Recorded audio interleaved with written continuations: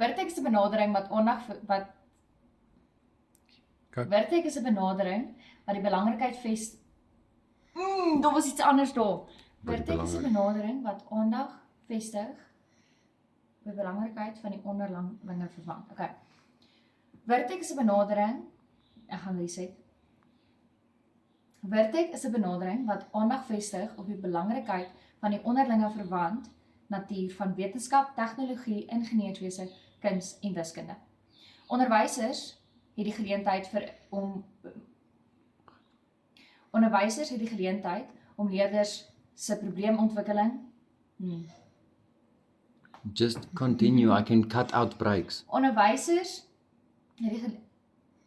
Onderwysers het die geleentheid om probleemoplossing, kommunikasie en kritiese denke te ontwikkel by leerders.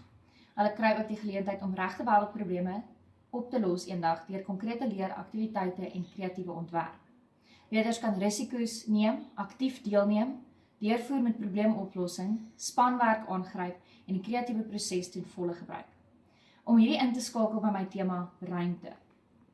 Leerders kan self 'n planeet van hulle eie keuse maak wat inskakel by kuns. Hulle moet kreatief. Do that again, slow down. Okay, dankie. Om hierdie in te skakel by my tema ruimte. Leerders kan self 'n planeet van hulle eie keuse maak. Hulle moet kreatief wees en kritiese denke gebruik. Leerders kan by wiskunde al die maane van ons sonnestelsel tel en bymekaar tel omdat daar so baie van hulle is. Leerders moet ook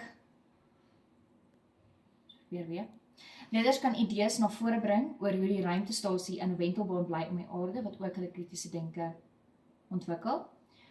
Leerders kan idees na vore bring oor hoe ons 'n ander planeet leefbaar kan maak vir onsself of hoe ons tegnologie kan ontwikkel om.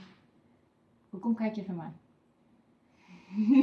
Leerders kan ook idees na vore bring hoe ons 'n ander planeet kan leefbaar maak vir onsself deur tegnologie te ontwikkel, nie om die planeet te verander nie, maar om ons eie tegnologie toe te kan pas om te kan lewe op 'n ander planeet. Daar was dieselfde ding oor en oor. Okay.